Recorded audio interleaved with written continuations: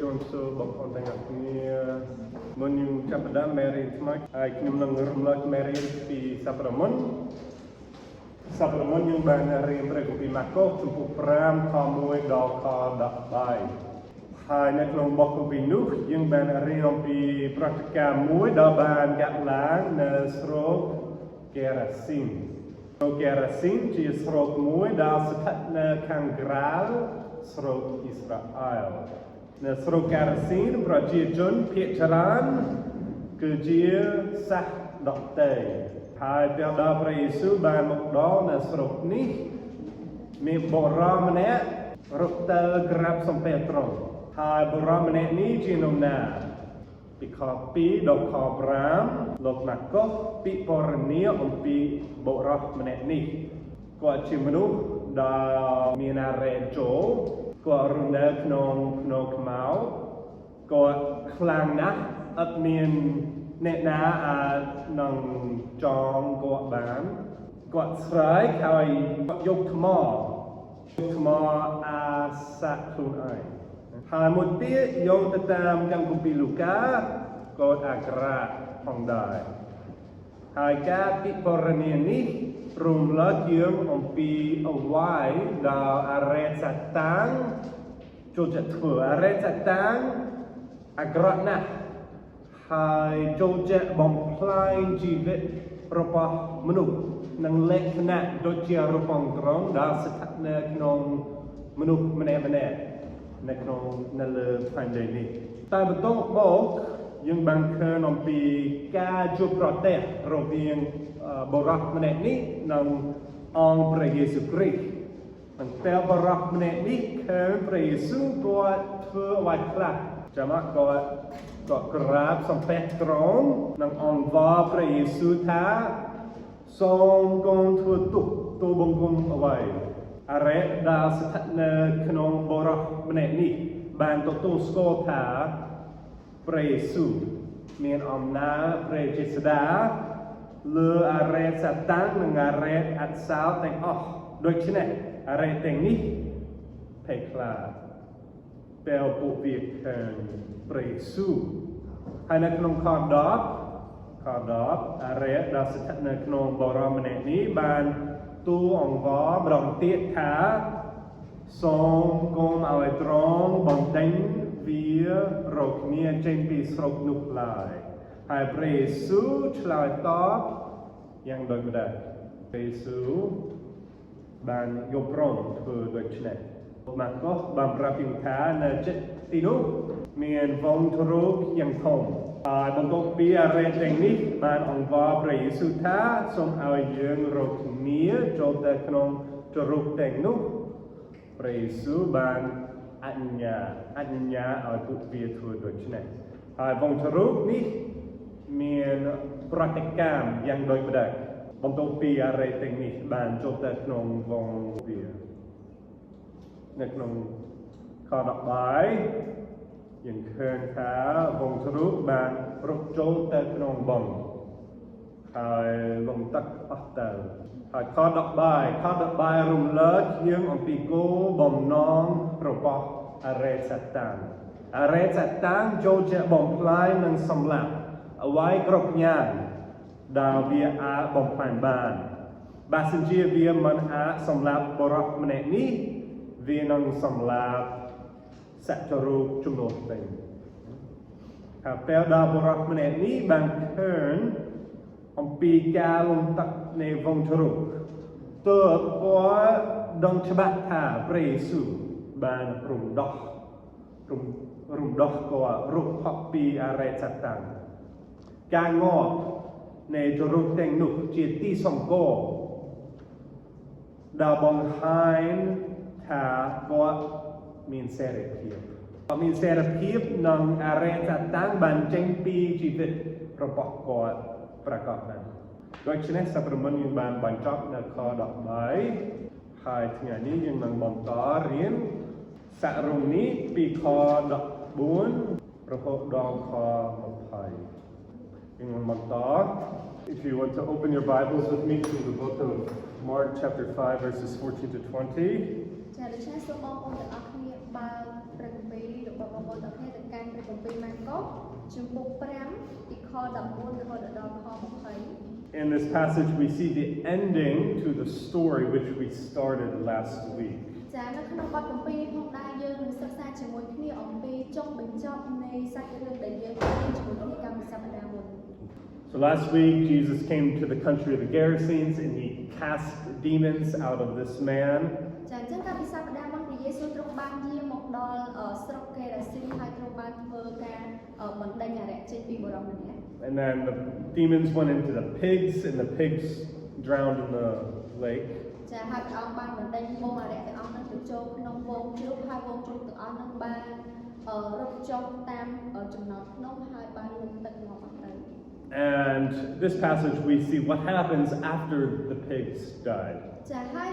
សាច់រឿងថ្ងៃនេះផងដែរយើងនឹងមើលជាមួយគ្នាតកតងនឹងថាតើមានរឿងអីកើតឡើងបន្ទាប់ពីសាច់ជ្រូកទាំងអស់នោះងាប់អស់ហើយ Before we read, can someone pray for us? ចាមុននឹងយើងអានបទគម្ពីរនេះជាមួយគ្នាសូមបងប្អូនអ្នកម្នាក់ស្ម័គ្រចិត្តអធិដ្ឋាន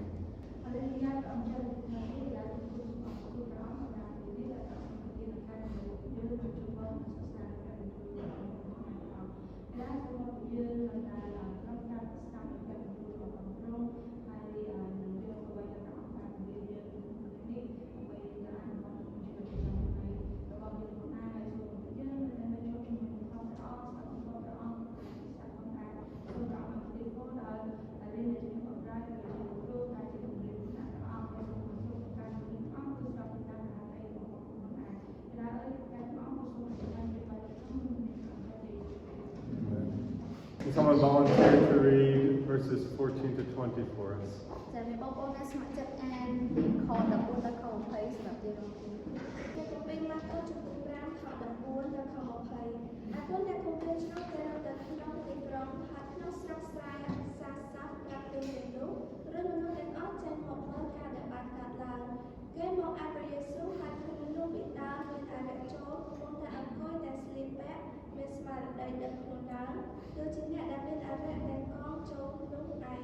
គេដូចគេស្ញាញ់ខ្លាចពួកអ្នកដែលបានឃើញការនោះក៏ព័ត៌មានប្រាប់ដល់ជនគ្រប់គ្នាតាមការដែលបានកើតឡើងដល់អ្នកនោះជាយ៉ាងណាហើយពីដំណើរវងជ្រូកផងនោះគេចាប់តាំងចូលទូលអង្វរសូមឲ្យទ្រង់យាងចេញពីស្រុកគេទៅការទ្រង់បានយាងចុះទូលនោះអ្នកដែលអារក្សចូលពីដើមគាត់ក៏សូមទៅជាមួយនឹងទ្រង់តែទ្រង់មិនអនុញ្ញាតទេដែលបន្ទូលថាចូលទៅផ្ទះទៅហើយប្រាប់បងប្អូនឯងពីការធំតែម្លេះដែលព្រះអង្គម្ចាស់បានមេត្តាប្រោសដល់ឯងវិញគាត់ក៏ចេញទៅចាប់តាំងប្រកាន់ប្រាប់នៅស្រុកដេកាប៉ូលពីការធំតែម្លេះដែលព្រះយេស៊ូវ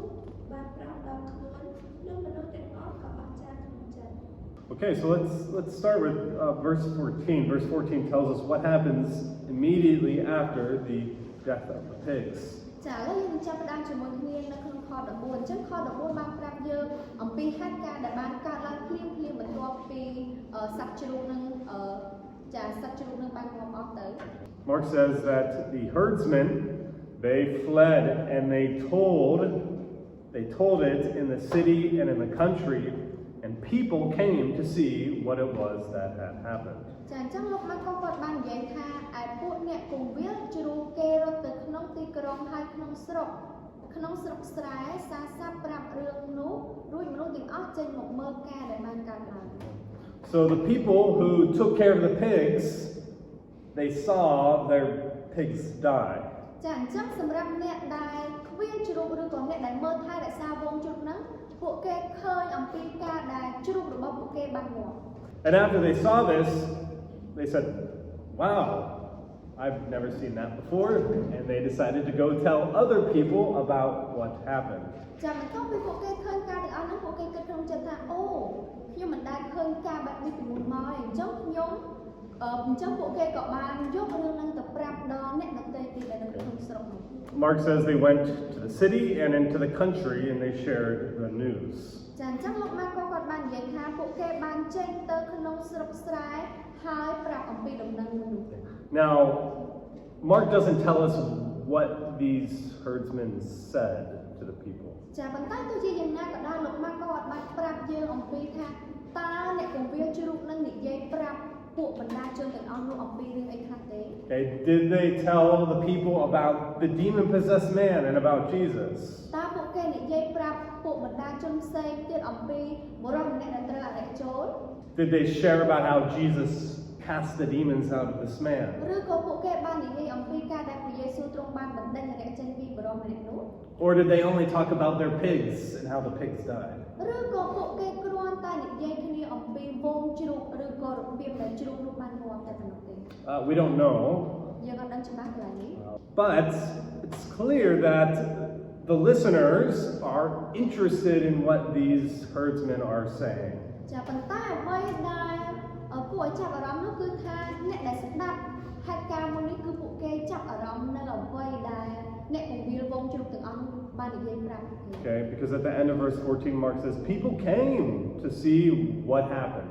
ចាដោយដែលបានឃើញនៅក្នុងចុងខ14យើងឃើញថាលោកម៉ាកុសបាននិយាយថារួចមនុស្សទាំងអស់ចេញមកមើលការដែលបានកើតឡើង Okay, just imagine you live during this time. ចាសាកសម័យមើលឥឡូវបងប្អូនរស់នៅក្នុងសម័យនេះ You're sitting at your home, ចាអង្គុយនៅក្នុងផ្ទះសុក eating some food, ចាញ៉ាំអាហារ and suddenly you hear a lot of noise outside. ហើយភ្លាមនោះស្រាប់តែបងប្អូនឮសំឡេងយ៉ាងអើកងកក្រឹកក្រែងនៅខាងក្រៅផ្ទះបងប្អូនទាំងអស់គ្នា You walk outside and you see some pig herdsmen telling you about 2,000 pigs that just ran off a cliff and died. ចាបងប្អូនដើរចេញពីផ្ទះទៅឮអ្នកពង្រៀលវងជ្រូកនិយាយអំពីការដែលវងជ្រូកទាំងអស់នោះបានចុះតាមជម្រាលភ្នំហើយលងទឹកងាប់ How would you feel? ចាបងប្អូនមានអារម្មណ៍យ៉ាងម៉េចដែរ I would be pretty interested. ចាសម្រាប់លោកគ្រូប្រហែលជាលោកគ្រូនឹងចាប់អារម្មណ៍ជាមួយនឹងរឿងនេះខ្លាំង I would want to go and see what happened. ចាលោកគ្រូចង់ទៅឲ្យមើលដឹងថាអូមានរឿងអីកើតឡើង Okay, because normally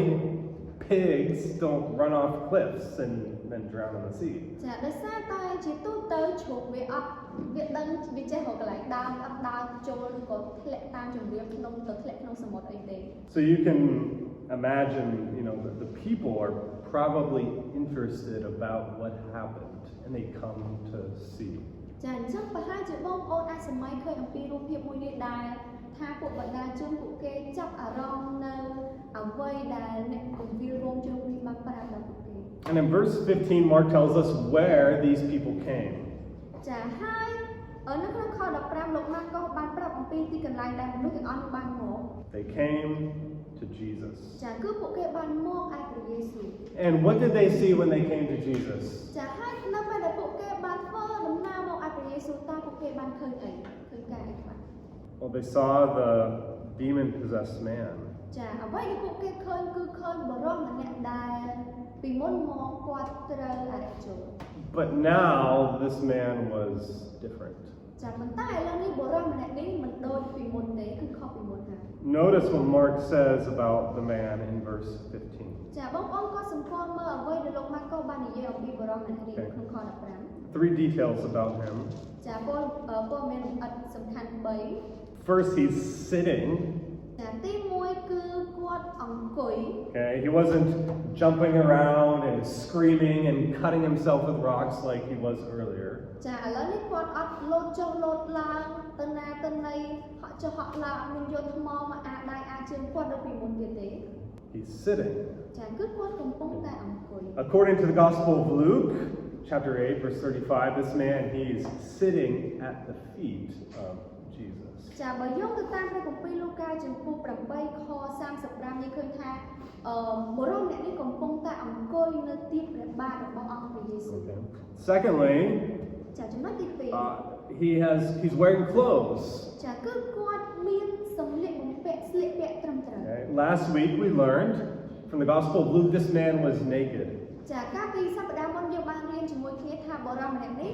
គឺនៅអាក្រាតអត់មានខោស្លៀកពាក់ទេ But after Jesus heals him,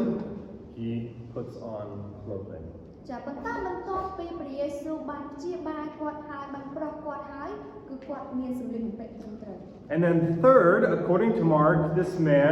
he's now in his right mind. ចាហើយចំណុចទី3នោះគឺថា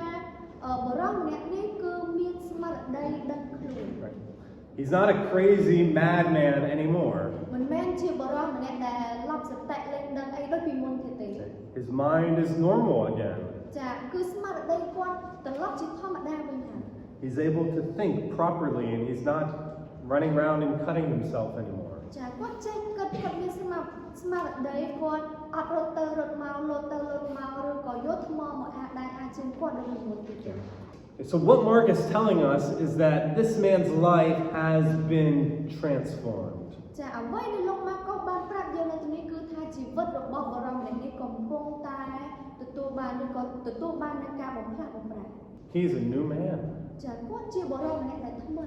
Remember last week we saw Satan loves to destroy and ruin the image of God that is within us. ចាកាលពីសប្តាហ៍មុនយើងបានរៀនជាមួយគ្នាថាអរិយសត្តាំងវាចូលចិត្តបំផ្លាញហើយនឹងសម្លាប់ជីវិតរបស់មនុស្ស Satan wants us to reflect the image of Satan, not the image of God. ចាហើយអរិយសត្តាំងវាចង់ឲ្យយើងឆ្លុះបញ្ចាំងឲ្យឃើញរូបអង្គរបស់វាដែលជាមិនមែនជារូបអង្គរបស់ព្រះជាម្ចាស់នោះឡើយ And Satan was trying to ruin and destroy this man's life. ចាហើយនៅគណៈពេលជាមួយគ្នាផងដែរគឺអរិយសត្តាំងវាព្យាយាមបំផ្លាញវាព្យាយាមសម្លាប់ជីវិតរបស់បរិមម្នាក់នេះ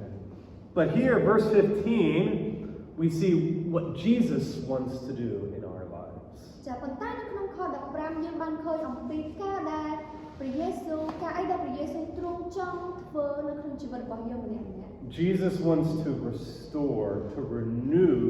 God's image within us. ព្រះយេស៊ូវទ្រង់ចង់ស្ដារឬក៏ចង់បង្កើតជាថ្មីនៅជីវិតរបស់យើងរាល់គ្នាឲ្យដូចជារូបអង្គរបស់ព្រះ Jesus is reforming God's image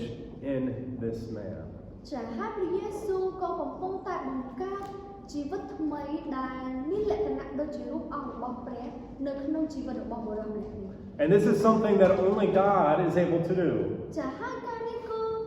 ជាអ្វីមួយដែលមានតែព្រះជាម្ចាស់ប៉ុណ្ណោះដែលអាចធ្វើការនេះបាន Why is this man better? ហេតុអីបានជាបុរសម្នាក់នេះមានលក្ខណៈធូរស្រាលឡើងឬក៏មានលក្ខណៈល្អប្រសើរឡើងជាងនេះ Only because of the power of Jesus. ចាគឺដោយសារតែអំណាចនិងព្រះចេស្តារបស់អង្គព្រះយេស៊ូវគ្រីស្ទ So when you see the change that happens in this man's life, when you read verse 15, it should cause you to remember and to stand in awe of the power of Jesus. ចាដូច្នេះនៅពេលដែលបងប្អូនបានរៀនបានអានអំពីខ15នេះបងប្អូនគួរតែមានការស្ញប់ស្ញែងចំពោះអំណាចនិងព្រះចេស្តារបស់អង្គព្រះយេស៊ូវដែរ This man's life was terrible. ចាជីវិតរបស់បុរសម្នាក់នេះមានសភាពយ៉ាប់យ៉ឺនខ្លាំងមែនទែនកាលពីមុន He was a slave to Satan. He was destroying himself. គាត់គឺជាទាសករដាច់ថ្លៃរបស់អរិយសត្តាំងហើយគាត់ព្យាយាមបំផ្លាញខ្លួនឯង But now he's new. ប៉ុន្តែឥឡូវនេះគាត់ជាម្នាក់ដែលថ្មី He's free from Satan. ចាគាត់មានសេរីភាពពីអរិយសត្តាំង He's become a child of God. គាត់បានក្លាយជាកូនរបស់ព្រះជាម្ចាស់ And this is only possible because of the powerful work of Jesus in his ចា life. ហើយការនេះអាចកើតឡើងបានគឺដោយសារតែព្រះរាជកិច្ចប្រកបដោយអំណាចនៃព្រះចេស្តារបស់អង្គព្រះយេស៊ូវគ្រីស្ទតែមួយអង្គប៉ុណ្ណោះ Now, before we move on, I just want you to notice the last detail of verse 15. ចាឥឡូវនេះមុននឹងយើងបន្តលោកគ្រូចង់បង្ហាញបងប្អូនទាំងអស់គ្នាចំណុចសំខាន់មួយចុងក្រោយនៅក្នុងខ15 At the end of verse 15, Mark tells us the response of the people, their reaction to what they saw. ចានៅក្នុងចុងខ15យើងបានឃើញអំពីការដែលលោកម៉ាកុសគាត់បានប្រាប់យើងរាល់គ្នាអំពីការឆ្លើយតបរបស់មនុស្សដែលនៅក្នុងស្រុកឬនៅក្នុងស្រុកនោះឬក៏អស់អ្នកដែលបានឃើញអំពីហេតុការណ៍មួយ Mark says they were afraid.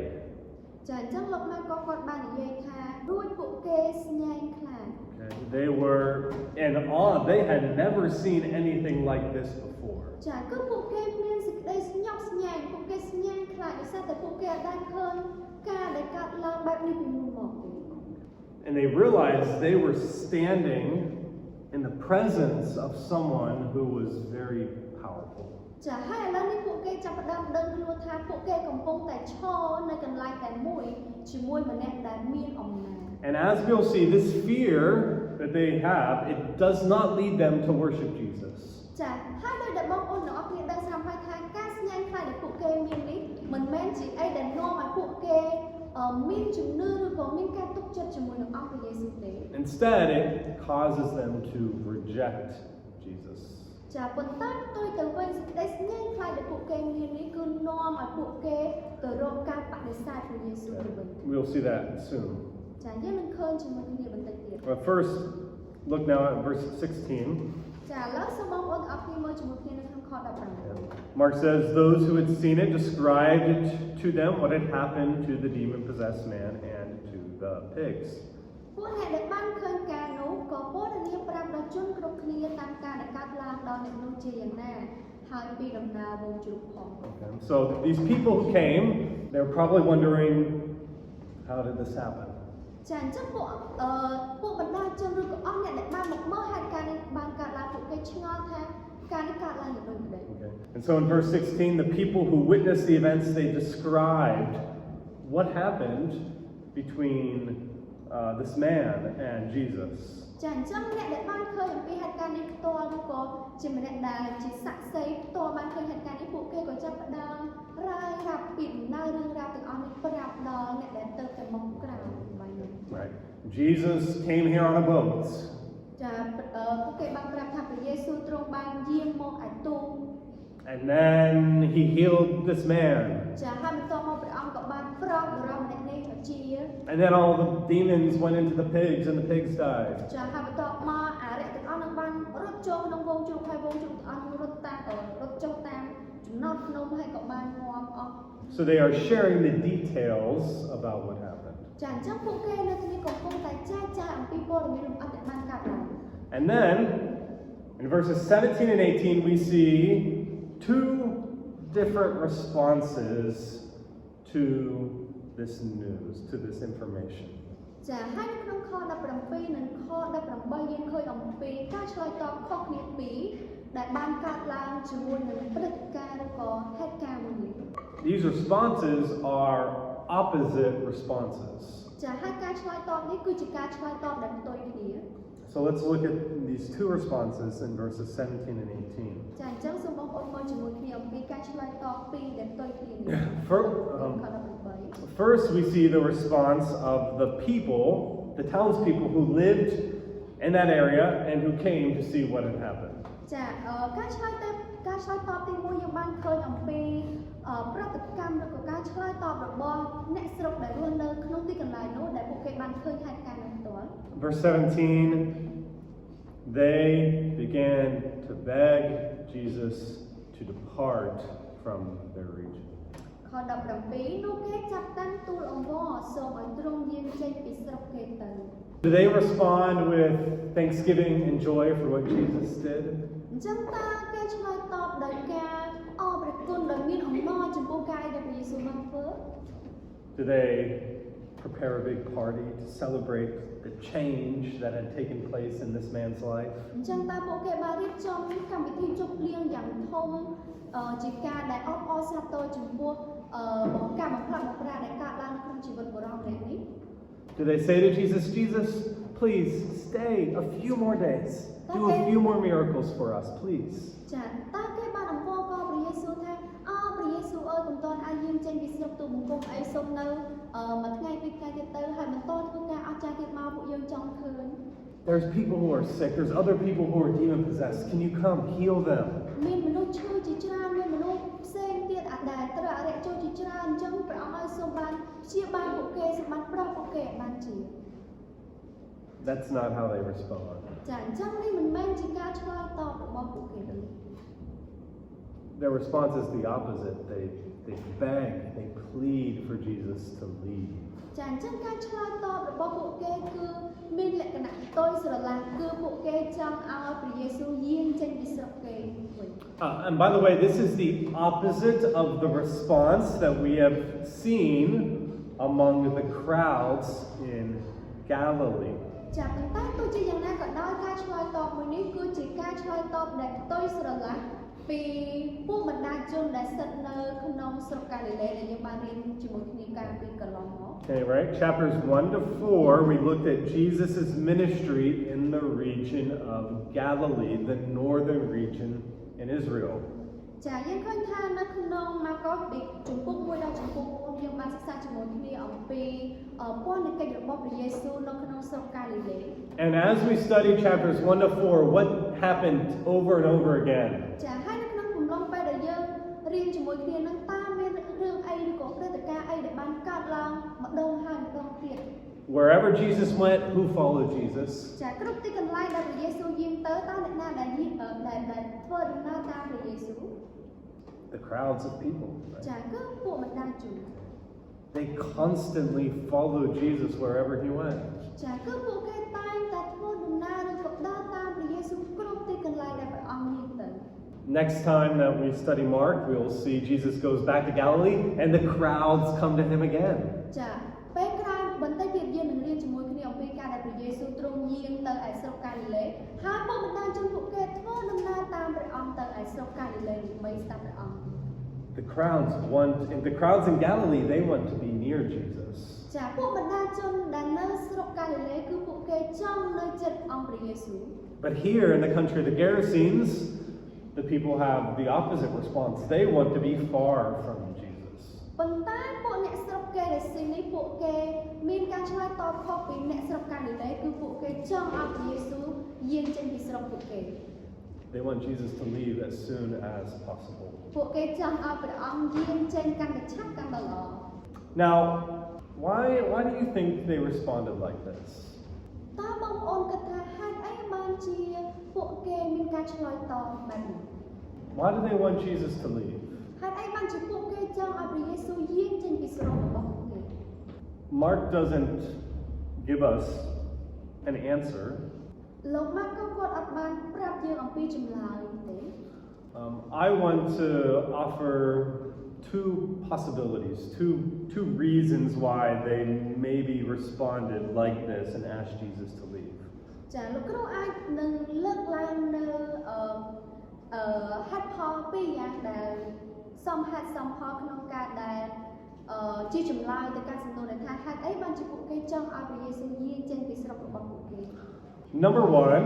ចំណុចទី1 maybe they responded like this and asked Jesus to leave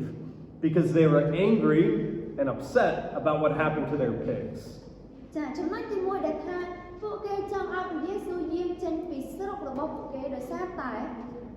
ពួកគេមានការខំសម្បារហើយនឹងអត់សប្បាយចិត្តជាមួយព្រះអង្គជាខ្លាំងចំពោះការដែលព្រះអង្គធ្វើឲ្យជ្រូករបស់ពួកគេងាប់អស់ Remember when Jesus cast the demons out, they went into the pigs and then the pigs ran off the cliff and died. ចាបងប្អូនចាំមើលព្រះយេស៊ូវទ្រង់បានបណ្ដេញអារក្សចូលទៅក្នុងវងជ្រូកទាំងអស់ហ្នឹងហើយវងជ្រូកទាំងអស់ហ្នឹងបានរត់តាមជំរាលភ្នំហើយជ្រូកទាំងអស់ហ្នឹងងាប់អស់ And we need to understand the pigs represented business, represented income for the people who lived in that region. ចាអ្វីដែលបងប្អូនត្រូវដឹងនៅទីនេះគឺថាជ្រូកទាំងអស់ហ្នឹងគឺតំណាងឲ្យការរកស៊ីមុខរបរឬក៏ជំនួយប្រាក់ចំណូលរបស់មនុស្សដែលស្ថិតនៅក្នុងតំបន់នោះ But now all of these pigs are dead. ប៉ុន្តែឥឡូវនេះយើងឃើញថាជ្រូកទាំងអស់ហ្នឹងងាប់អស់ហើយ And that means these people have lost a lot of business, a lot of income. ចាអញ្ចឹងបានន័យថាមនុស្សជាច្រើននៅក្នុងតំបន់ហ្នឹងពួកគេបាត់ប្រាក់ចំណូលពួកគេបាត់មុខរបររកស៊ីរបស់ពួកគេអស់មួយភាគធំ And for these people, the pigs are more important than this demon-possessed man. ចាហើយសម្រាប់មនុស្សទាំងអស់នៅក្នុងស្រុកនេះគឺជ្រូកទាំងអស់ហ្នឹងដែលងាប់ហ្នឹងគឺមានសារៈសំខាន់ជាងជីវិតរបស់បុរសដែលត្រូវអារក្សចូលនោះទៅទៀត They believed their money and their possessions were more important than the salvation of this man. ចាពួកគេជឿថាទ្រព្យសម្បត្តិឬក៏លុយកាក់ដែលពួកគេនឹងមានគឺមានសារៈសំខាន់ឬក៏វិសេសវិសាលជាងការដែលបរិមម្នាក់នេះទទួលបាននូវសេចក្តីសង្គ្រោះទៅទៀត So when these people think about Jesus, how do they feel? ចាអញ្ចឹងនៅពេលដែលពួកគេគិតអំពីព្រះយេស៊ូវតើពួកគេមានអារម្មណ៍យ៉ាងដូចម្តេចចំពោះព្រះអង្គ They think, this man ruined our business. ចាពួកគេគិតថាដោយសារតែម្នាក់ហ្នឹងបានបំផ្លាញមុខរបររកស៊ីរបស់ពួកយើង He destroyed our pigs. ចាគាត់បានសម្លាប់ជ្រូករបស់យើងអស់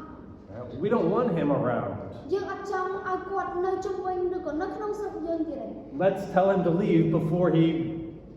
ruins more things, before he kills more animals. animals. អញ្ចឹងសូមឲ្យគាត់ចេញពីស្រុកយើងចោលមុនពេលដែលគាត់នឹងសម្លាប់សត្វផ្សេងៗទៀតរបស់យើង So that's one option, one possibility why they responded like this. ចានេះជាហេតុផលទី1ដែលអាចកើតឡើងចំពោះសំណួរដែលថាពួកគេចង់ឲ្យព្រះយេស៊ូវយាងចេញពីស្រុករបស់ពួកគេ The second option, the second possibility is maybe they asked Jesus to leave because they were scared about what Jesus might do in their own lives. ចាចំណុចទី2នោះថា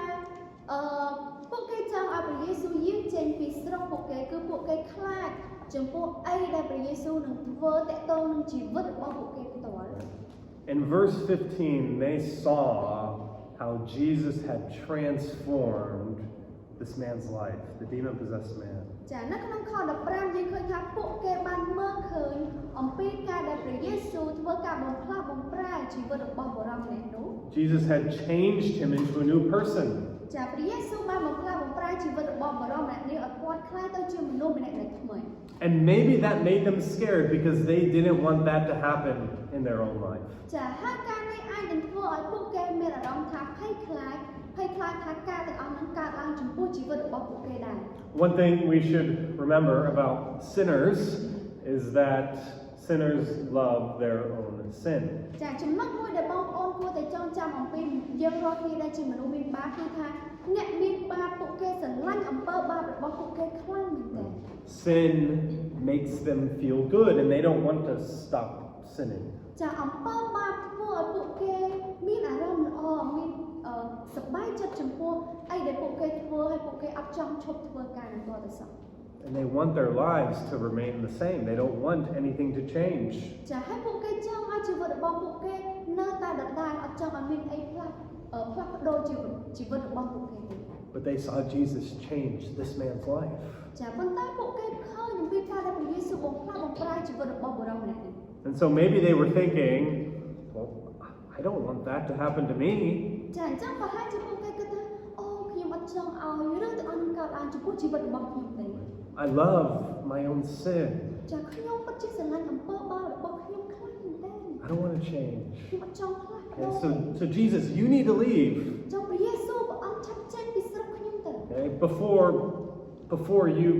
change my life. ចាមុននឹងព្រះអង្គបំផ្លាស់បំប្រែជីវិតរបស់ខ្ញុំអញ្ចឹងចេញទៅ Because I don't want to experience transformation like him. ចាខ្ញុំអត់ចង់ទទួលបានលើអារម្មណ៍នៃការផ្លាស់ប្រែដូចជាបុរសម្នាក់នេះទេ So that's the second option, second reason maybe they reacted like they did in verse 17. ចានេះជាហេតុផលទី2ដែលពួកគេចង់ឲ្យព្រះយេស៊ូវយាងចេញពីស្រុករបស់ពួកគេ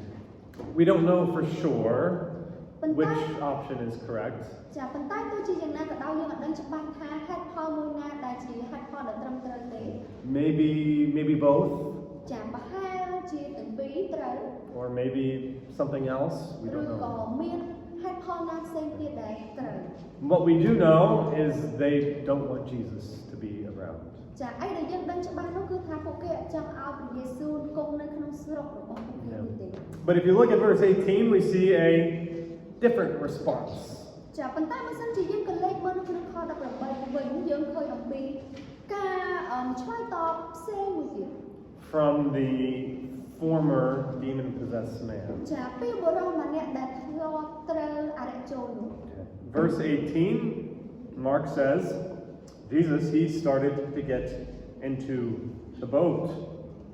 ការទ្រង់យាងចុះទូក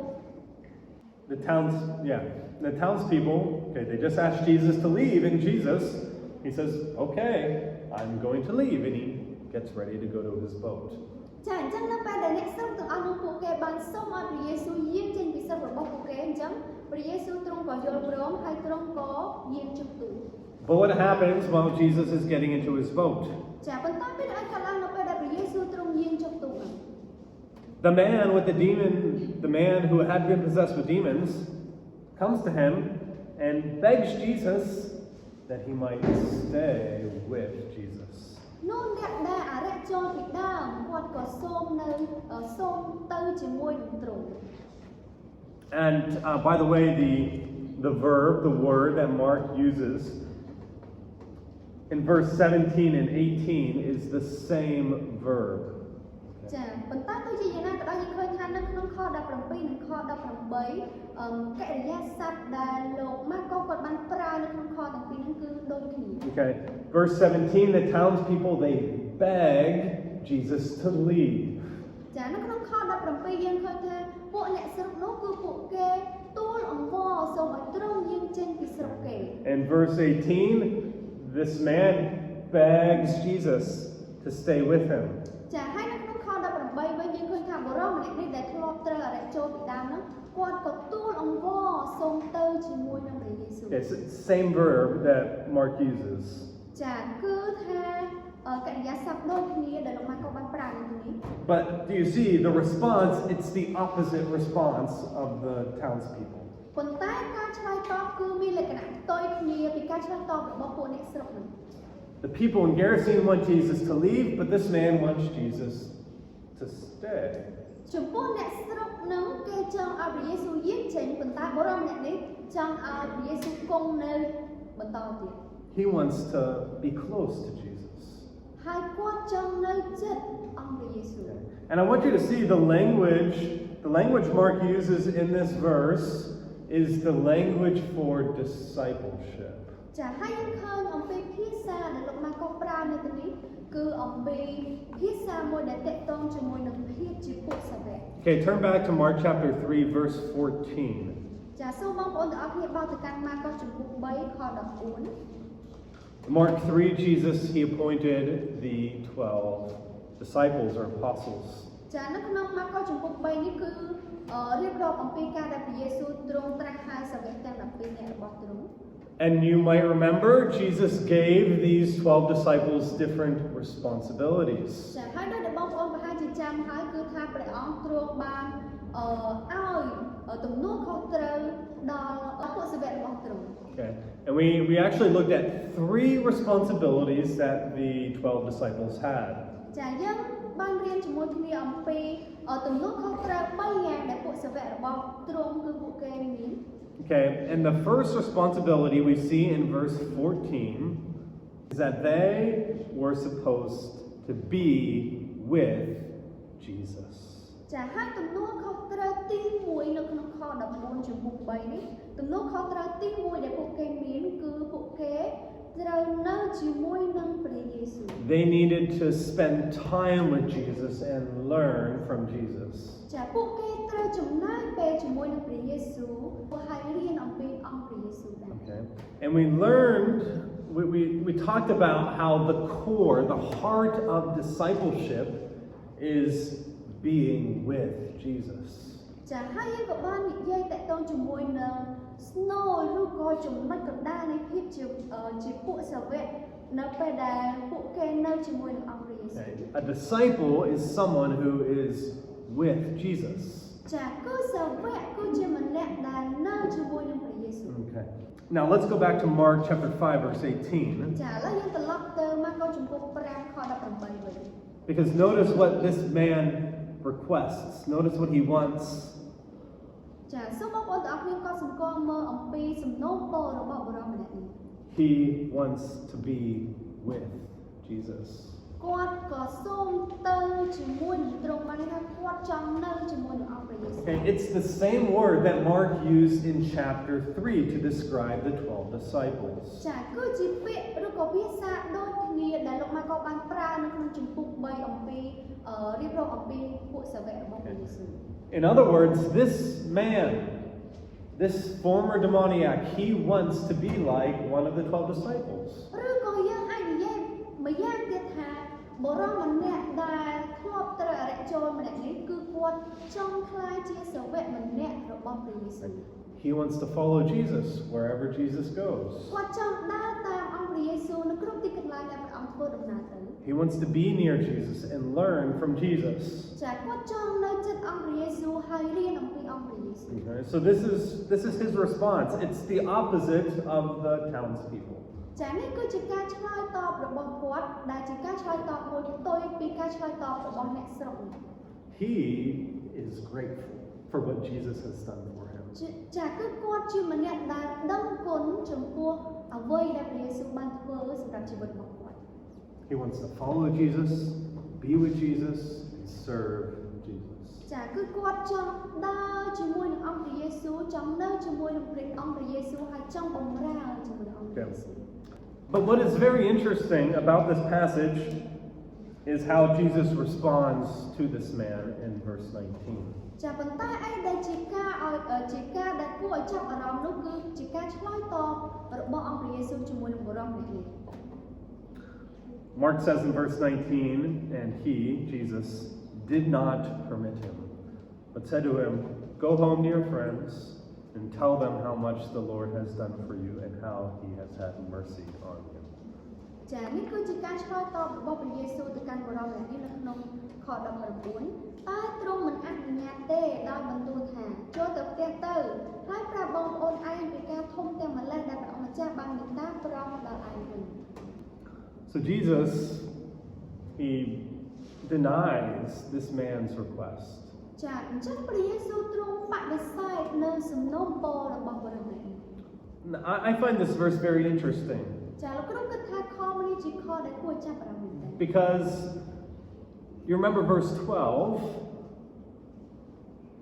when the demons requested to go into the pigs, Jesus gave them permission, right? ចាដោយសារតែនៅក្នុងចំពោះ5ដដែលនៅក្នុងខ12នៅពេលដែលពួកអរិយពួកគេសំណូមពរថាចង់ចូលទៅក្នុងវងជ្រូកវិញគឺព្រះយេស៊ូវទ្រង់អនុញ្ញាតឲ្យវិញ្ញាណទាំងអស់នោះចូលទៅក្នុងវងជ្រូក And then in verse 17, when the townspeople asked Jesus to leave, Jesus agreed. He granted their request. ចាហើយនៅក្នុងខ17គឺនៅពេលដែលពួកអ្នកស្រុកហ្នឹងគេសូមឲ្យព្រះយេស៊ូវចាក់ចេញពីស្រុករបស់ពួកគេអញ្ចឹងព្រះយេស៊ូវទ្រង់យល់ព្រមដែរ In verse 18, he got into his boat. He was going to leave. ចាដូចនៅក្នុងខ18គឺព្រះអង្គយាងចូលក្នុងទូកហើយបំរុងនឹងចាក់ចេញហើយ But now in verse 19, how does he respond to this man who wants to stay with Jesus? ប៉ុន្តែនៅក្នុងខ19វិញតើអ្វីគឺជាការឆ្លើយតបរបស់ព្រះយេស៊ូវចំពោះបុរសម្នាក់ដែលចង់នៅជាមួយនឹងទ្រង់ Jesus says no. ចាព្រះយេស៊ូវទ្រង់ឆ្លើយថាទេ He doesn't give him permission to stay with him. ចាព្រះអង្គអនុញ្ញាតឲ្យបុរសម្នាក់នេះនៅជាមួយនឹងទ្រង់ទេ Instead, he says, go back home and tell everybody what God has done for you. ប៉ុន្តែផ្ទុយទៅវិញព្រះអង្គប្រាប់បុរសម្នាក់នេះឲ្យទៅផ្ទះទៅប្រាប់បងប្អូនសាច់ញាតិអំពីការអីដែលព្រះអង្គចាស់ទ្រង់បានធ្វើសម្រាប់ជីវិតរបស់អ្នក Okay, so Jesus said yes to the demons who wanted to go into the pigs. ចាព្រះអង្គឆ្លើយតបដោយការយល់ព្រមចំពោះវិញ្ញាណអរិយសាតាំងឲ្យពួកគេចូលទៅក្នុងវងជ្រូក Jesus, he agreed with the crowd of people who wanted him to leave.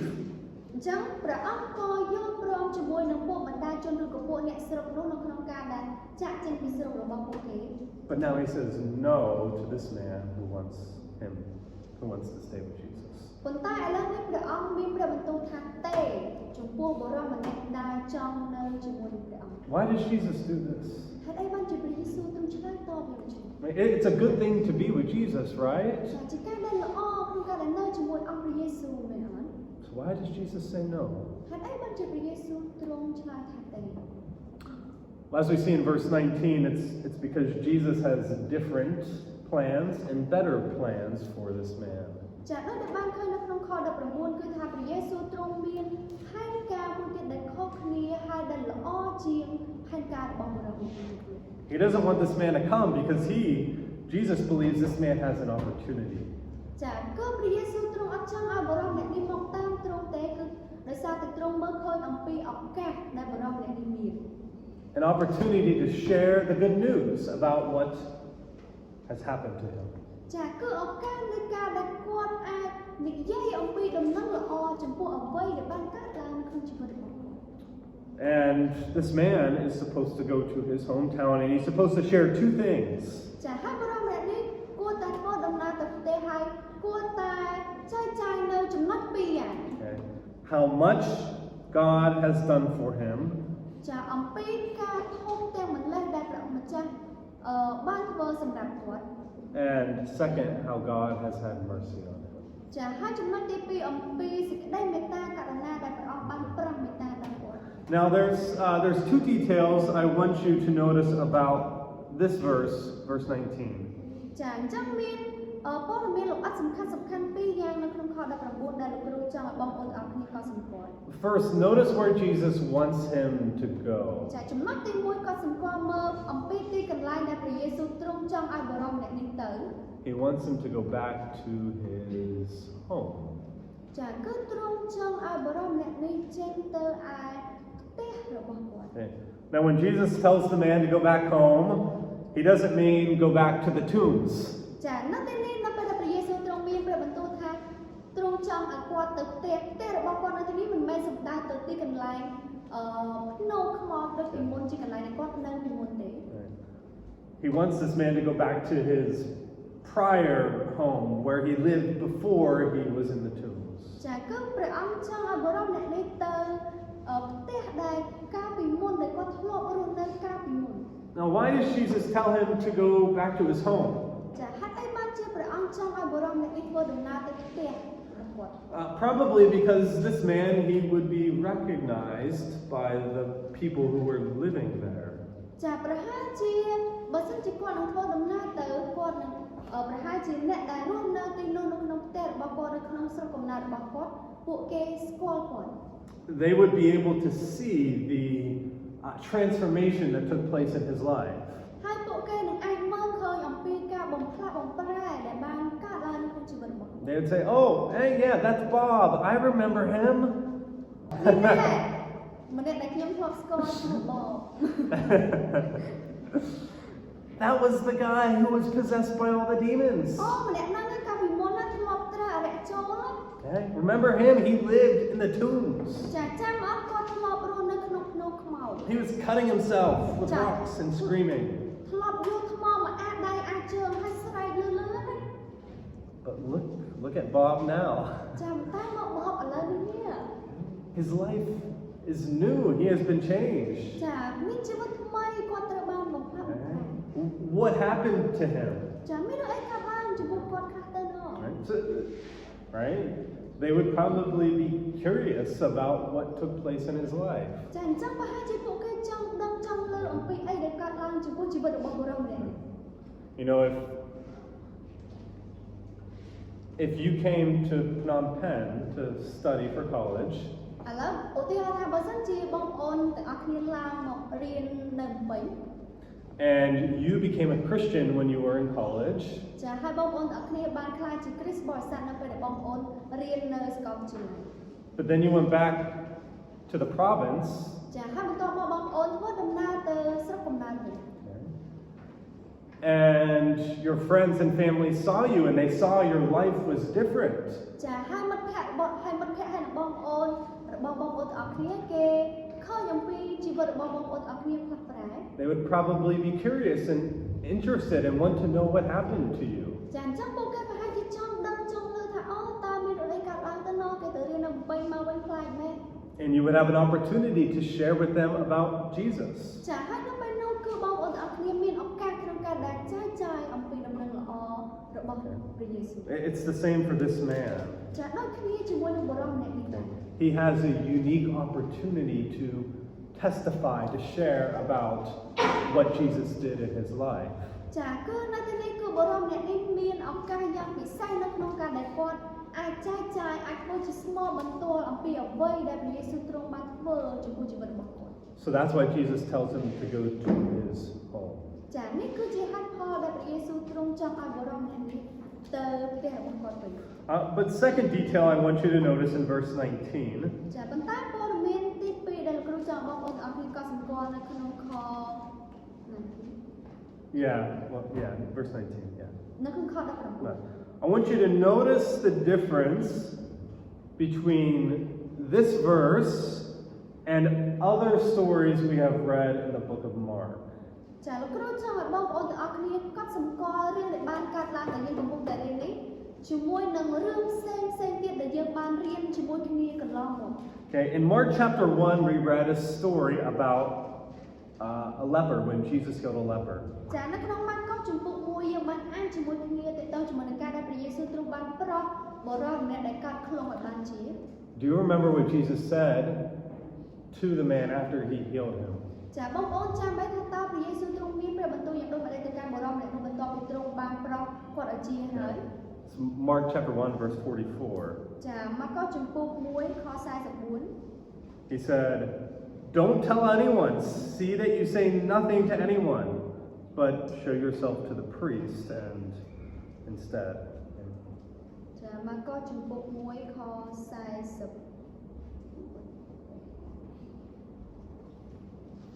ចូលប្រយ័ត្នកុំប្រាប់អ្វីដល់អ្នកឯណាឲ្យសោះតែត្រូវទៅបង្ហាញខ្លួនឲ្យពួកសង្ឃរាជឃើញវិញ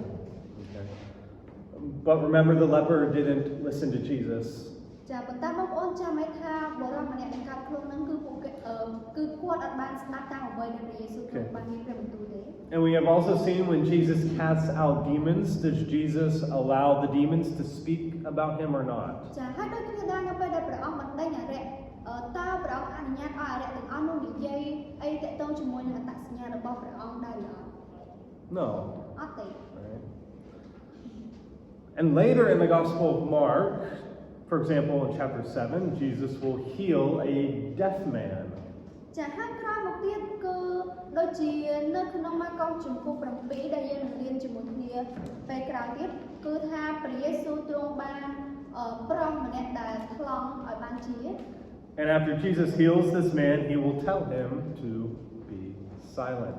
ចាហើយនៅពេលដែលព្រះអង្គប្រាប់បរិសម្នាក់នេះជាហើយគឺព្រះអង្គបានប្រាប់បរិសម្នាក់នេះឲ្យស្ងាត់ So throughout the Gospel of Mark, we see Jesus, he often tells people, be quiet, don't share about what has happened. ចាអញ្ចឹងពេញទាំងកាន់ដំណឹងល្អមកក៏ទាំងមូលគឺថានៅពេលដែលព្រះយេស៊ូវទ្រង់បានធ្វើការអស្ចារ្យណាមួយហើយគឺព្រះអង្គអត់អនុញ្ញាតឲ្យអ្នកទាំងអស់នោះនិយាយអំពីអត្តសញ្ញាណរបស់អង្គទ្រង់ទេ But here in Mark 5, Jesus tells this man, go and share about what happened to you. ចាប៉ុន្តែនៅក្នុងម៉ាកុសចំពោះ5នេះឃើញថាព្រះយេស៊ូវបានប្រាប់ដល់បរិសម្នាក់នេះថាចូលចេញទៅហើយនិយាយអំពីអ្វីដែលបានកើតឡើងចំពោះជីវិតរបស់អ្នក So why does Jesus tell this man to share freely about what happened to him, but he tells other people not to say anything? ចាហើយអ្វីបានជាព្រះយេស៊ូវទ្រង់ប្រាប់បរិសម្នាក់នេះឲ្យនិយាយដោយបោះចំហដោយមានសេរីភាពហើយអត់ឲ្យអ្នកផ្សេងទៀតនិយាយអីអញ្ចឹង I believe the reason is because of the location of this story and this event. ចាអញ្ចឹងលោកគ្រូគិតថាដោយសារតែរឿងនេះដោយសារតែទីតាំងនៃការកើតហេតុនេះ This man, this story does not take place in Galilee. ចាដោយសារតែរឿងនេះមិនបានកើតឡើងនៅក្នុងស្រុកកាលីលេទេ It takes place in the region of the Gerasenes. ចារឿងនេះគឺកើតឡើងនៅក្នុងស្រុកកេរ៉ាស៊ីន The region of the Gerasenes is outside of Israel. ចាស្រុកកេរ៉ាស៊ីននេះគឺជាតំបន់មួយដែលស្ថិតនៅខាងក្រៅស្រុកអ៊ីស្រាអែល Jesus doesn't come to this region very often. ចាហើយព្រះយេស៊ូវទ្រង់ក៏អត់សូវជាយាងមកស្រុកនេះញឹកញាប់ដែរ Most of his ministry takes place in Galilee. ចាប៉ុន្តែកិច្ចភាគច្រើនរបស់ព្រះយេស៊ូវគឺទ្រង់ធ្វើនៅក្នុងស្រុកកាលីលេ And remember, when Jesus is in Galilee, the crowds are always following him. ចាហើយនៅពេលដែលព្រះយេស៊ូវទ្រង់ធ្វើផលកិច្ចនៅស្រុកកាលីលេគឺថាពួកបណ្ដាជនតែងតែធ្វើដំណើរមកឯព្រះយេស៊ូវ And Jesus, he didn't want to become too popular in Galilee because it made it more difficult for him to travel. ចាគឺដោយសារតែព្រះអង្គអត់ចង់មានប្រជាប្រិយភាពខ្លាំងពេកនៅក្នុងស្រុកកាលីលេជាការដែលធ្វើឲ្យព្រះអង្គពិបាកនៅក្នុងការធ្វើដំណើរ And Jesus didn't want the people in Galilee to have wrong ideas about his identity. ចាហើយក៏ព្រះអង្គអត់ចង់ឲ្យពួកគេ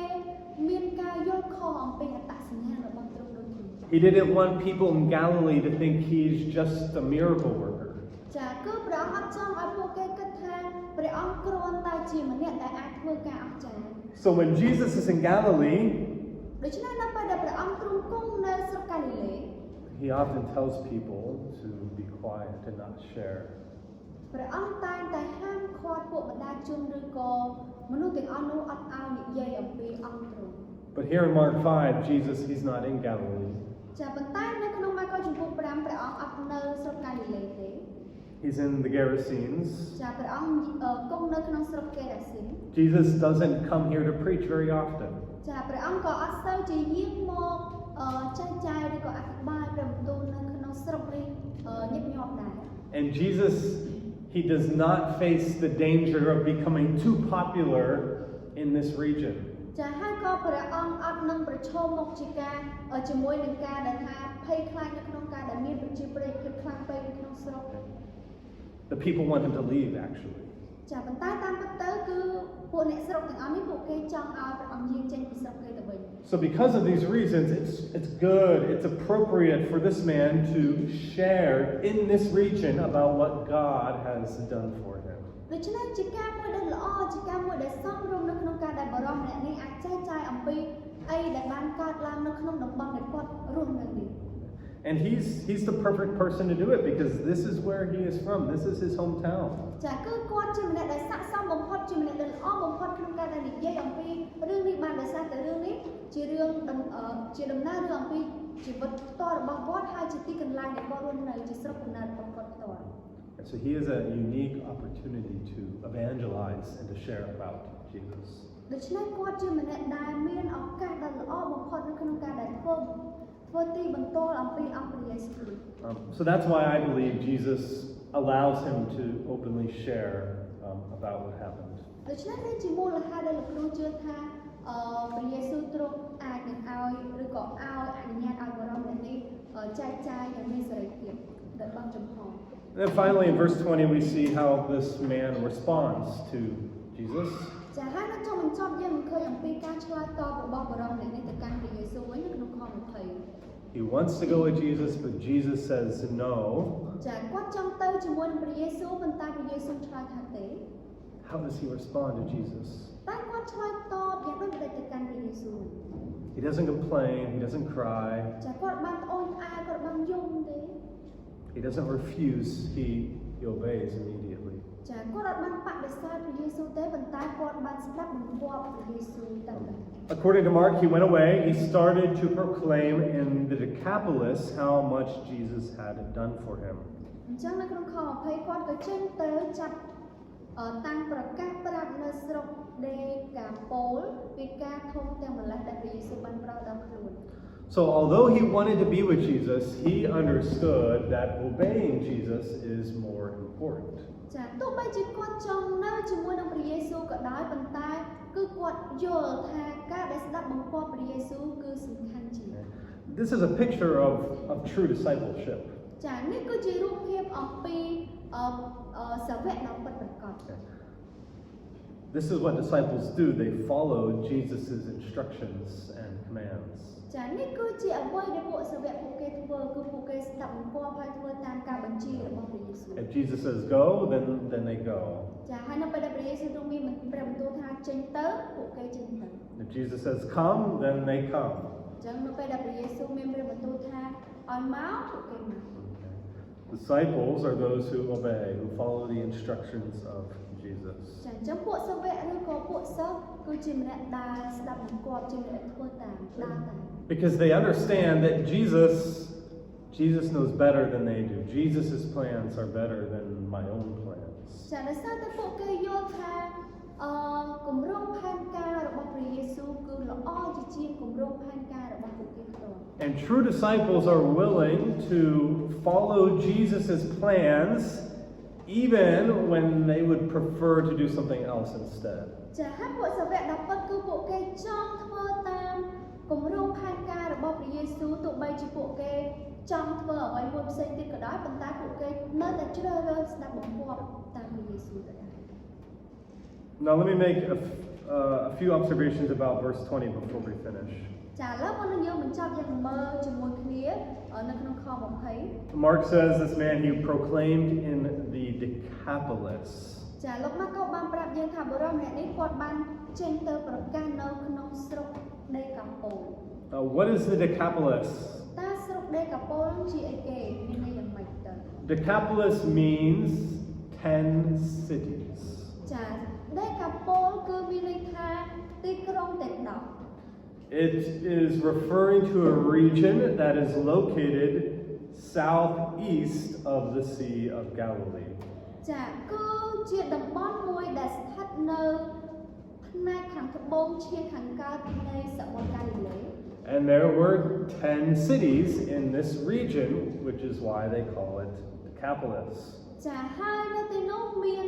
ទីក្រុងចំនួន10ដែលមានទីតាំងស្ថិតនៅក្នុងតំបន់នេះហើយនេះគឺជាមូលហេតុដែលពួកគេហៅស្រុកនេះថាជាស្រុកដេកាប៉ូ In the Old Testament, this region belonged to the half tribe of Manasseh. ចាបើសិនជាយកទៅតាមព្រះគម្ពីរសញ្ញាចាស់យើងឃើញថាស្រុកនេះគឺជាកម្មសិទ្ធិពាក់កណ្ដាលរបស់កុលសម្ព័ន្ធម៉ាណាសេ And this region was a Gentile region. Not many Jews lived in this area. ចាហើយតំបន់នេះគឺជាតំបន់នៃសាសដតីអញ្ចឹងអត់មានសិស្សមានជនជាតិយូដាច្រើននៅទីនេះ And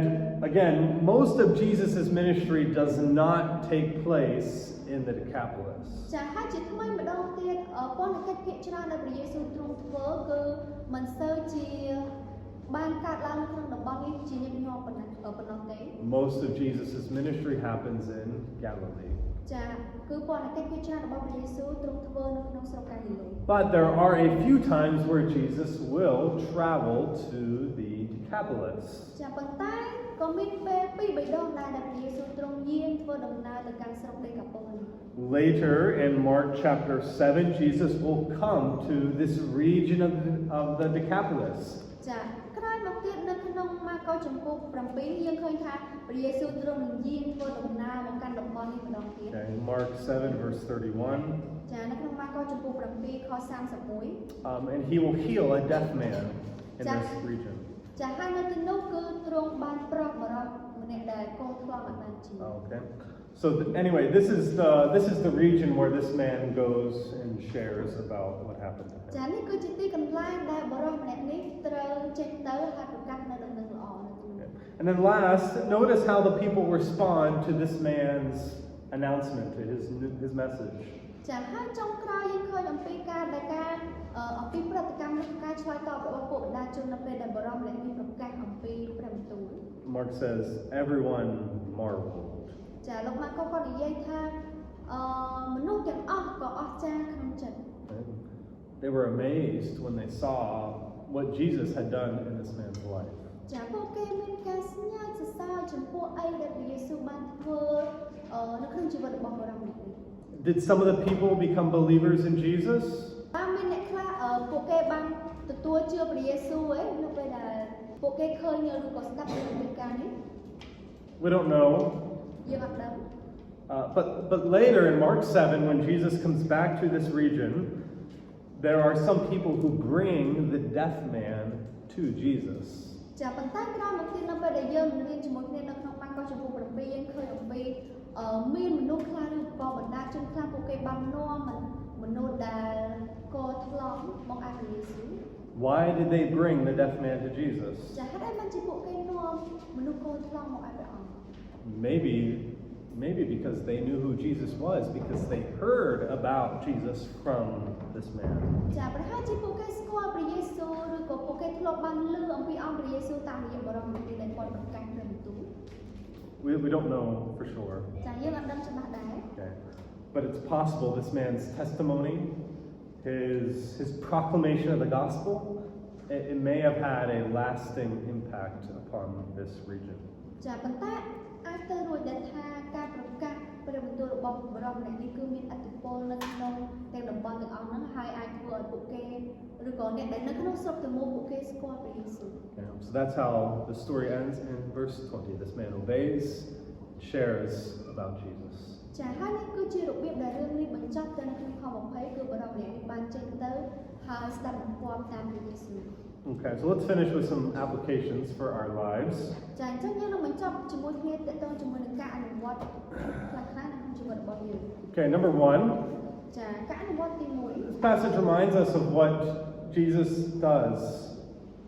for sinners. ចាបទគម្ពីរនេះផងដែរបានរំលឹកយើងទាក់ទងជាមួយនឹងអ្វីដែលព្រះយេស៊ូវបានធ្វើចំពោះមនុស្សមានបាប Jesus transforms the lives of sinners. ចាព្រះយេស៊ូវត្រូវបានបំផ្លាស់បំប្រែជីវិតរបស់មនុស្សមាន This man was a slave to Satan, but Jesus made him new. ចាបរិបទនេះធ្លាប់ជាទាសកររបស់អរិយសត្វតាំងប៉ុន្តែឥឡូវនេះព្រះអង្គបានបង្កើតបរិបទនេះជាថ្មីម្ដងទៀត Jesus made him normal again. ចាព្រះអង្គបានប្រោបរិបទនេះឲ្យក្លាយជាមនុស្សម្នាក់ដែលមានស្មារតីធម្មតាឡើងវិញ And this is what Jesus does for sinners. Jesus transforms their lives. ចាហើយនេះក៏ដូចគ្នាជាមួយនឹងអីដែលព្រះយេស៊ូវទ្រង់បានធ្វើសម្រាប់មនុស្សមានបាបដែរគឺព្រះអង្គមកផ្លាស់បំប្រែជីវិតមនុស្សមានបាប Earlier, we lived in darkness. We were slaves of sin. ចាកាលពីដើមយើងរស់នៅក្នុងសេចក្តីងងឹតយើងរស់នៅក្នុងអំពើបាប But then Jesus came, he brought us out of the darkness and he gave us new life. ចាប៉ុន្តែព្រះយេស៊ូវទ្រង់បានយាងមកព្រះអង្គបាននាំយើងចេញពីភាពងងឹតហើយនាំយើងទៅរកឯពន្លឺ Okay. If you are a Christian, this is what Jesus has done for you. ចាបើសិនជាបងប្អូនទាំងអស់គ្នាជាគ្រីស្ទបរិស័ទនេះគឺជាអីដែលព្រះយេស៊ូវទ្រង់បានធ្វើសម្រាប់បងប្អូនទាំងអស់គ្នា He's restored you. He's changed you. ចាព្រះអង្គបំផ្លាស់បំប្រែបងប្អូនទាំងអស់គ្នាព្រះអង្គស្ដារបងប្អូនទាំងអស់គ្នាឡើងវិញ And we should remember this is what Jesus can do for unbelievers. ចាហើយនេះក៏ជាអ្វីដែលព្រះយេស៊ូវទ្រង់ធ្វើសម្រាប់អ្នកដែលអត់ជឿដែរ Maybe you have friends, family members who haven't believed in Jesus yet. ចាប្រហែលជាបងប្អូនទាំងអស់គ្នាមានមិត្តភក្តិឬក៏ក្រុមគ្រួសារណាដែលអត់ទាន់ទទួលជឿអង្គព្រះយេស៊ូវ Okay. Maybe you think they will never believe. Nobody can help them. ចាប្រហែលជាបងប្អូនគិតថាអូពួកគេអាចនឹង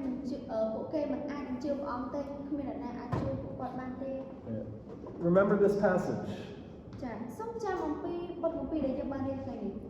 This man seemed like he was without hope. Nobody could help him. ចាដូចតែបរិបទម្នាក់នេះគឺគាត់ប្រៀបដូចជាម្នាក់ដែលគ្មានសង្ឃឹមហើយគ្មានអ្នកណាម្នាក់អាចជួយគាត់បាន But Jesus did help him, and Jesus transformed his life. ចាប៉ុន្តែអង្គព្រះយេស៊ូវទ្រង់បានជួយដល់គាត់ហើយបំផ្លាស់បំប្រែជីវិតរបស់គាត់ And Jesus continues to do that today for sinners across this world. ចាហើយព្រះយេស៊ូវក៏នៅតែបន្តធ្វើការនេះសម្រាប់យើងរាល់គ្នានៅសប្តាហ៍នេះដែរ Number two, this passage gives us a picture of what true discipleship looks like. ចាចំណុចទី2នោះគឺថាបទគម្ពីរនៅថ្ងៃនេះបានបង្រៀនយើងឲ្យមើលឃើញអំពីភាពជាសាវកដ៏ពិត After Jesus changed this man's life, what did this man want? បន្ទាប់ពីព្រះយេស៊ូវបានបំផ្លាស់បំប្រែជីវិតរបស់បុរសម្នាក់នេះហើយតើគាត់ចង់បានអី He wanted to be with Jesus. គឺគាត់ចង់នៅជាមួយនឹងព្រះយេស៊ូវ Right, verse 18, he goes to Jesus, he begs Jesus that he might stay with Jesus. ចានៅក្នុងខ18គឺគាត់បានចូលទៅឯព្រះយេស៊ូវគាត់អង្វរកដល់ព្រះយេស៊ូវចង់នៅជាមួយនឹងព្រះយេស៊ូវ Right, this is a picture of faith. ចានេះគឺជារូបភាពនៃសេចក្តីជំនឿ Right, he wants to attach himself to Jesus. គឺគាត់ចង់នៅជាប់ជាមួយនឹងព្រះយេស៊ូវ Okay. Even though all the townspeople want Jesus to leave, this man wants to stay with Jesus. ចាទោះបីជាអ្នកស្រុកទាំងមូលពួកគេចង់ឲ្យព្រះយេស៊ូវចាក់ចេញពីស្រុករបស់ពួកគេក៏ដោយប៉ុន្តែបរិបទម្នាក់នេះគឺគាត់ចង់នៅជាមួយនឹងព្រះយេស៊ូវ And this is probably a risky decision. ចាបើមកទៅគំនិតមួយនេះហាក់បីដូចជាប្រថុយប្រថានបន្តិច Because this man, he is standing against all of the townspeople. ដោយសារតែគាត់ជាបរិបទតែម្នាក់ដែលប្រឆាំងជាមួយនឹងគំនិតរបស់ប្រជាជនរាប់រយនាក់នៅក្នុងស្រុកនោះ His position is not popular. They all want Jesus to leave. ចាហើយមុខងារឬក៏ទូនាទីរបស់គាត់អត់សូវសំខាន់ទេពួកគេចង់ឲ្យព្រះអង្គចាក់ចេញពីស្រុករបស់ពួកគេ But this man doesn't care. He wants to be with Jesus, even if everybody else wants Jesus to leave. ចាប៉ុន្តែបរិបទនេះអត់ខ្វល់ទេគឺចង់នៅជាមួយព្រះយេស៊ូវទោះបីជាអ្នកផ្សេងចង់បណ្ដេញព្រះអង្គក៏ដោយ And then in verse 20, we see this man, he also obeys. Even though it's not what he wanted to do. He wanted to be with Jesus, but he still obeyed. ចាហើយក្នុងខ20យើងឃើញអំពីការដែលបរិបទនេះស្ដាប់បង្គាប់ទោះបីជាគាត់ចង់នៅជាមួយព្រះយេស៊ូវប៉ុន្តែនៅពេលដែលព្រះអង្គបញ្ជាឲ្យគាត់ចេញទៅគឺគាត់ស្ដាប់បង្គាប់ So this is the heart of a true disciple. ចានេះគឺជាដួងចិត្តនៃសាវកដ៏ពិត The true disciples, they want to be with Jesus Christ. That's a good desire, to be with Jesus. ចាអញ្ចឹងសាវកដ៏ពិតពួកគេចង់នៅជាមួយព្រះយេស៊ូវហើយនេះគឺជាបំណងចិត្តដ៏ល្អមួយដែលពួកគេចង់នៅជាមួយព្រះយេស៊ូវ But second, true disciples, they're also willing to obey Jesus even when Jesus asks them to do something that is against their own desires. ហើយចំណុចទី វៈដល់ពិតពួកគេមានបំណងចិត្តនៅក្នុងការស្ដាប់បង្គាប់ព្រះយេស៊ូវទោះបីជាពួកគេចង់ធ្វើអីផ្សេងទៀតក៏ដោយទោះបីជាការប្រឆាំងជាមួយនឹងបំណងចិត្តរបស់ពួកគេក៏គេនៅតែជ្រើសរើសស្ដាប់បង្គាប់ព្រះយេស៊ូវដែរ Sometimes we might want to do one thing, but Jesus wants us to do something else. ចានៅពេលខ្លះយើងចង់ធ្វើរឿងនេះមួយប៉ុន្តែព្រះយេស៊ូវទ្រង់ចង់ឲ្យយើងធ្វើរឿងមួយទៀត How will you respond? តើបងប្អូនទាំងអស់គ្នាឆ្លើយតបយ៉ាងដូចម្តេច A true disciple is willing to deny themselves and their own desires in order to follow the directions of Jesus. ចាសាវកដល់ពិតឬក៏សិស្សដល់ពិតនឹងពួកគេបដិសេធនៅបំណងចិត្តរបស់ខ្លួនឯងដើម្បីឲ្យគាត់បានស្ដាប់បង្គាប់នៅការបង្គាប់បញ្ជារបស់ព្រះយេស៊ូវ Matthew chapter 16, verse 24. ចាម៉ាថាយជំពូក 16 ខ24 Jesus tells his disciples, if anyone would come after me, let him deny himself and take up his cross and follow me. ចាព្រះយេស៊ូវទ្រង់មានព្រះបន្ទូលទៅកាន់ពួកសាវករបស់ទ្រង់ថាបើអ្នកណាចង់មកតាមខ្ញុំនោះត្រូវឲ្យលះកាត់ចិត្តខ្លួនឯងចោលចេញហើយផ្ទុកឈើឆ្កាងខ្លួនមកតាមខ្ញុំចុះ A true disciple must be willing to deny themselves and their own desires in order to follow Jesus. អញ្ចឹងម្ដងទៀតពួកសាវកឬក៏ពួកសិស្សដល់ពិតគួរតែជាម្នាក់ដែលបដិសេធនៅបំណងចិត្តរបស់ខ្លួនឯងដើម្បីឲ្យគាត់បានស្ដាប់បង្គាប់ព្រះយេស៊ូវវិញ Okay, number 3. ចាចំណុចទី3 This passage reminds us Jesus knows best about what we need. ចាបទគម្ពីរនេះផងដែរក៏រំលឹកយើងអំពីការដែលថាព្រះយេស៊ូវទ្រង់ជ្រាបនៅអ្វីដែលយើងត្រូវការជាងយើងទៅទៀត In verse 18, this man wanted to be with Jesus, but Jesus said, no. ចានៅក្នុងខ18បុរសម្នាក់នេះគាត់សូមនៅជាមួយនឹងព្រះយេស៊ូវប៉ុន្តែព្រះយេស៊ូវទ្រង់ឆ្លើយថាទេ Why? ហេតុអី Because Jesus had other work. He had better work for this man to do. ចាដោយសារតែព្រះអង្គមានការងារមួយទៀតដែលការងារនោះល្អប្រសើរសម្រាប់បុរសម្នាក់នេះ This reminds us Jesus knows what we need. He knows what is best for our lives. ចានេះក៏រំលឹកយើងផងដែរថាព្រះយេស៊ូវទ្រង់ជ្រាបនៅតម្រូវការរបស់យើងហើយទ្រង់ជ្រាបថាអ្វីដែលល្អប្រសើរនៅក្នុងជីវិតរបស់យើងហើយសម្រាប់យើង Sometimes what we want for ourselves is not what Jesus wants for our lives. ពេលខ្លះអ្វីដែលយើងត្រូវការអ្វីដែលយើងចង់បានសម្រាប់ជីវិតរបស់យើងមិនមែនជាអ្វីដែលព្រះយេស៊ូវចង់បានសម្រាប់ជីវិតរបស់យើង Sometimes when we are new Christians, we make quick decisions before seeking wisdom from God. ចាពេលខ្លះនៅពេលដែលយើងទៅជឿឬក៏ទៅខ្លាចជាគ្រីស្ទបរិស័ទយើងធ្វើការសម្រេចចិត្តលឿនជាជាងការដែលយើងសូមប្រាជ្ញាពីព្រះ I'm going to study this subject, or I'm going to do this job, or I'm going to marry this person. ចាខ្ញុំនឹងរៀនមុខវិជ្ជានេះខ្ញុំនឹងធ្វើការនេះខ្ញុំនឹងរៀបការជាមួយអ្នកនេះ I'm going to live in this city. ចាខ្ញុំនឹងរស់នៅក្នុងទីក្រុងមួយនេះ But sometimes God has different plans for our lives. ចាប៉ុន្តែពេលខ្លះទៀតព្រះជាម្ចាស់ទ្រង់មានផែនការផ្សេងសម្រាប់ជីវិតរបស់យើង And sometimes what we want for ourselves is not what is best for our souls. ហើយពេលខ្លះអ្វីដែលយើងចង់បានសម្រាប់ជីវិតរបស់យើងមិនមែនជាអីដែលល្អសម្រាប់ព្រលឹងរបស់យើងទេ And we need to remember that God,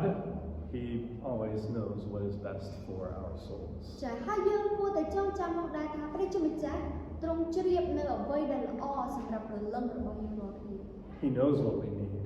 ចាហើយទ្រង់ជ្រាបនៅអ្វីដែលយើងត្រូវការ He knows where we need to go and what we need to do and who we need to marry. ចាទ្រង់ជ្រាបនៅទីកន្លែងដែលយើងត្រូវទៅអ្វីដែលយើងត្រូវធ្វើនរណាម្នាក់ដែលយើងត្រូវរៀបការជាមួយជាដើម So as Christians, we need to stop and pray to God and ask Him for wisdom. ចាដូច្នេះក្នុងនាមយើងជាគ្រីស្ទបរិស័ទយើងគួរតែអធិដ្ឋានហើយសូមប្រាជ្ញាពីព្រះ We might have a strong desire to do something. យើងពេលខ្លះយើងពិតជាមានបំណងចិត្តក្នុងការធ្វើអ្វីមួយខ្លាំងមែនទែន But before you do it, stop, pray, and ask God to direct and to lead you. ប៉ុន្តែមុននឹងបងប្អូនទាំងអស់គ្នាសម្រេចចិត្តធ្វើអ្វីមួយឈប់សិន អធិដ្ឋានដើម្បីឲ្យព្រះអង្គទ្រង់តម្រង់ផ្លូវយើងហើយនឹងណែនាំយើង Okay, because God, He knows best about what we need. ដោយសារតែព្រះជាម្ចាស់ទ្រង់ជ្រាបជាងយើងនៅអ្វីដែលយើងត្រូវការ And then lastly, number 4, ចាហើយចំណុចទី4ដែលជាចំណុចចុងក្រោយ this passage simply reminds us about the importance of telling other people about Christ. ចាបទគម្ពីរនេះផងដែររំលឹកយើងអំពីសារៈសំខាន់នៃការដែលប្រាប់អ្នកដទៃទៀតអំពីអង្គព្រះយេស៊ូវគ្រីស្ទ Verse 20 is a picture of evangelism and sharing the good news. ចានៅក្នុងខ20គឺជារូបភាពឲ្យយើងឃើញអំពីការផ្សាយដំណឹងល្អឬក៏ការប្រកាសដំណឹងល្អ And this is what God has called all of us as believers to do. ចាហើយនេះគឺជាអីដែលព្រះជាម្ចាស់ទ្រង់បានត្រាស់ឲ្យយើងរាល់គ្នាដែលជាគ្រីស្ទបរិសុទ្ធដែលជាអ្នកជឿឲ្យធ្វើ God has changed our lives. ចាព្រះជាម្ចាស់ទ្រង់បានបំផ្លាស់បំប្រែជីវិតយើងរាល់គ្នាហើយ And God calls us to go and to share with others. ចាដូច្នេះព្រះអង្គទ្រង់សពព្រះហត្ថីឲ្យយើងចេញទៅជាមួយនឹងអ្នកដទៃទៀតហើយប្រកាសនៅដំណឹងល្អ God doesn't tell us to be silent. ចាព្រះអង្គទ្រង់អត់បានប្រាប់ឲ្យយើងស្ងាត់ស្ងៀមបិទមាត់ទេ He calls us to go and to share about the greatness of Jesus. ចាព្រះអង្គបានត្រាស់ឲ្យយើងឲ្យចេញទៅហើយប្រកាសអំពីភាពអស្ចារ្យរបស់ព្រះយេស៊ូវ And I think we should especially try to share the good news with people in our hometowns. ចាហើយជាពិសេសនោះគឺថាយើងគួរតែចំណាយពេលឬក៏ប្រកាសដំណឹងល្អជាមួយនឹងអ្នកដែលនៅក្នុងភូមិជាមួយយើង Just like Jesus told this man, go to your home and share about what God has done for you. ចាដោយដែលព្រះយេស៊ូវទ្រង់មានព្រះបន្ទូលប្រាប់ដល់បរិមម្នាក់នេះថាចូលចេញទៅហើយទៅប្រាប់ចូលទៅផ្ទះទៅប្រាប់បងប្អូនឯង We should also look for opportunities to share the gospel in our hometowns with our family and friends. យើងក៏គួរតែស្វែងរកឱកាសនៅក្នុងការដែលយើងអាចចែកចាយឬក៏អាចប្រកាសនៅដំណឹងល្អជាមួយនឹងក្រុមគ្រួសារជាមួយនឹងមិត្តភ័ក្តិរបស់យើងដែរ Drop high. Any questions? Need some new art? មានសំណួរអត់